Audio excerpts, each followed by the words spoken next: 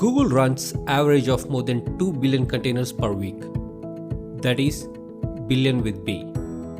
If you're not aware of this fact, I know how surprising it will be. After hearing this for the first time, immediately there will be a couple of questions moving around in your mind. If I guess them correctly, you will be wondering how are these containers are created and managed at such a large scale? How do all these containers connect and communicate together? How do you scale these containers as per the traffic demand goes up and down, and so on? Hello and welcome to Container Orchestration Engine. In next few minutes, I'll try my best to get you up to speed on Container Orchestration Engine. But before you watch this video, it is required to have a basic understanding on containers and Docker. So, without any further delay, let's take a look at the things you'll be learning as part of this video. There are 4 primary things you'll be learning as part of this video. First, we'll discuss about a scenario where we don't require Container Orchestration Engine in first place. But in majority of scenarios, it is a must to have a Container Orchestration Engine. And we'll see that what are those scenarios are. Then, we'll discuss about what is Container Orchestration Engine. And finally, we'll discuss about the features of container orchestration. And with that, let's get started with our first thing in this topic, which is in what scenarios we don't require Container Orchestration Engine in first place. Let's imagine that you're working for a small startup where it has very few applications running. Let's say about 3 applications. In this scenario, you can manage and scale those applications manually as per the traffic demand with the help of some basic tools. So I guess I don't see any role of Container Orchestration Engine in that situation.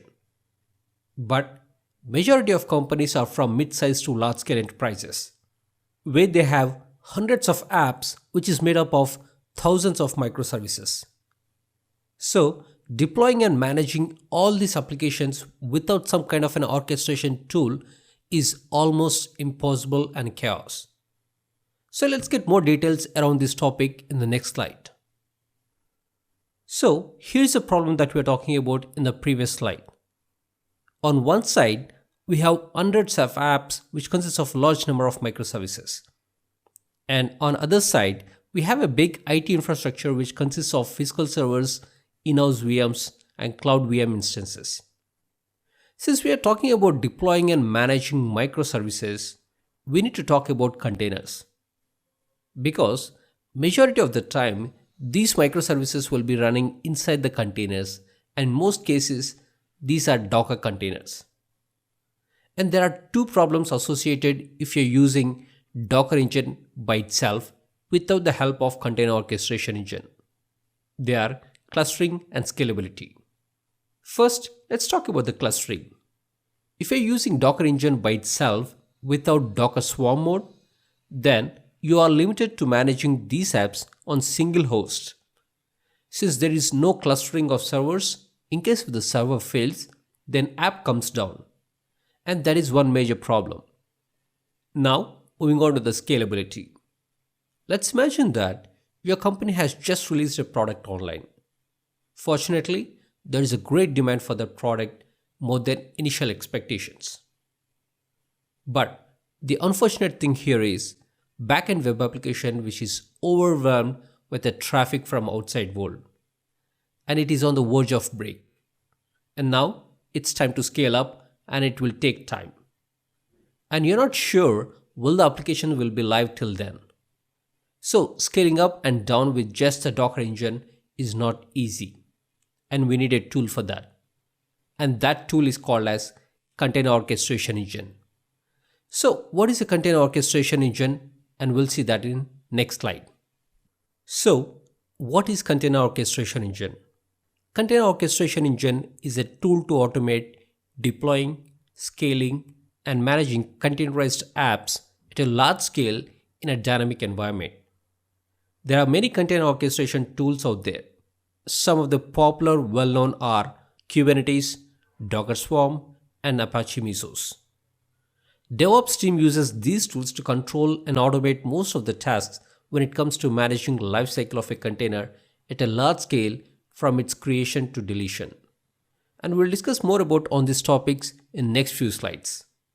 So let's go back to the same diagram that we just saw earlier, where we have a bunch of apps and large IT infrastructure on other side. And this time, we also have a container orchestration engine in middle. There are two common primary things that any container orchestration engine performs.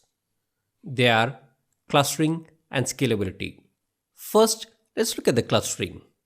The way clustering forms in most of the tools are, we have a master server where the orchestration engine is installed and configured. Then we join the worker nodes together along with the master node, thus form the cluster of nodes. Here, master server acts as a cluster manager which manages the worker nodes inside the cluster. So by performing the clustering, it opens to a lot of opportunities, primarily fault tolerance and scalability. Now we'll discuss about the fault tolerance and scalability in next slide.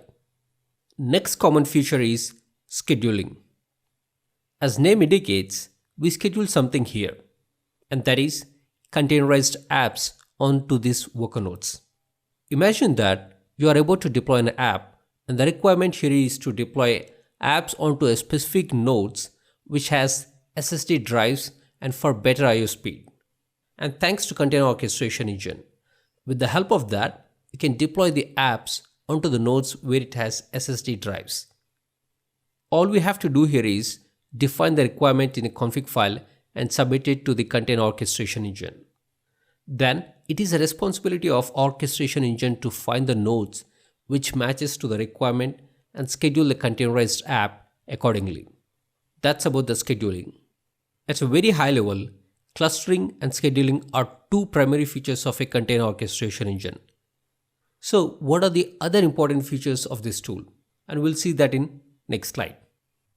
In this slide, we'll see some other important features of container orchestration engine.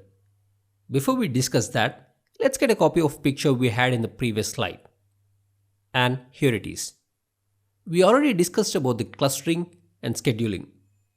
Now, let's move on to the next important features of container orchestration engine, which is scalability. And coming to the scalability, in general, the scalability means we are able to increase or decrease application instances or node instances as per the traffic demand.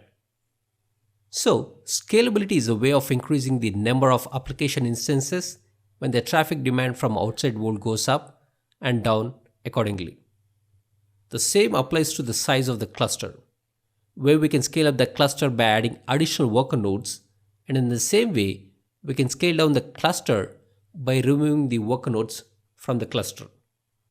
So with the help of Container Orchestration Engine, we can scale up and down the application instances and the node instances dynamically as per the traffic demand. And that's about the scalability feature of Container Orchestration Engine tool. And next feature is load balancing. Imagine that you have a multiple instances of your app running on multiple worker nodes. Then Container Orchestration Engine distributes the traffic equally across all application instances accordingly. It makes sure that no one specific worker node gets all the hit at the same time. So that's a responsibility of load balancer. And the next feature is fault tolerance. As we know, our containerized apps runs inside the containers, and these containers runs on top of worker nodes. So what if the container goes down or the worker node itself goes down? And this is where the fault tolerance features comes in. Typically, there will be a monitoring process running on the worker node all the time, and this monitors the containers and the worker node health status and submit it to the master node. If the container engine finds out the container is failed or stopped for any unknown reason, then it will recreate the containers on the same healthy node. In case the container orchestration engine finds out the worker node inside the cluster is not responding, then it will reprovision containers from the failed node to a healthy node inside the cluster. So that's about the fault tolerance feature. And the last feature here is deployment. Container Orchestration Engine offers different ways to deploy apps Imagine that you have a version 1 of application A, and this is already deployed and running in production.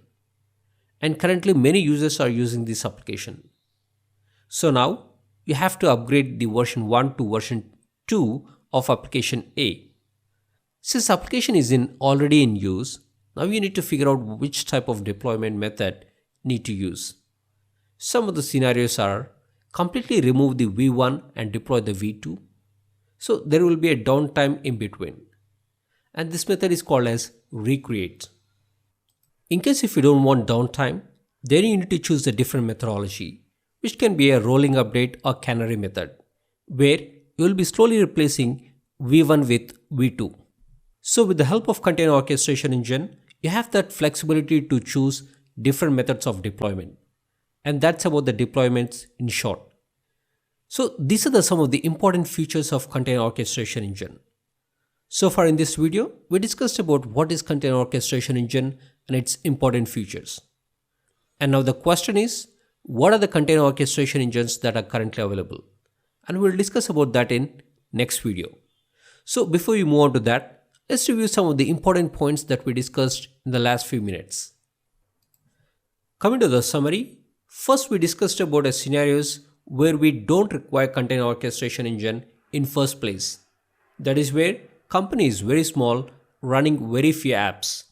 But not all companies are small.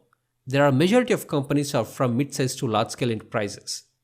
In that situations, deploying containerized apps is very challenging due to its size and the volume. And we discussed about the clustering and scalability are two major problems if the container orchestration engine is missing. Then we discussed about what is container orchestration engine. And it is a tool to automate deploying, scaling, and managing containerized apps at a large scale in a dynamic environment. There are many container orchestration tools, and some of the popular well-known are Kubernetes, Docker Swarm, and Apache Mesos. Finally, we discussed about the features of container orchestration engine. They are clustering, scalability, scheduling, load balancing, fault tolerance, and deployment. And these are some of the basic features of any container orchestration engine will offer. And coming up next, top 3 container orchestration engines. In that video, we'll discuss about what are the top 3 players in container orchestration engine space. And most of us know Kubernetes is one of them. But what are the other 2 top container orchestration engines besides Kubernetes? And we'll find that answer in that video. Finally, thank you so much for watching this, and I hope to see you in the next video.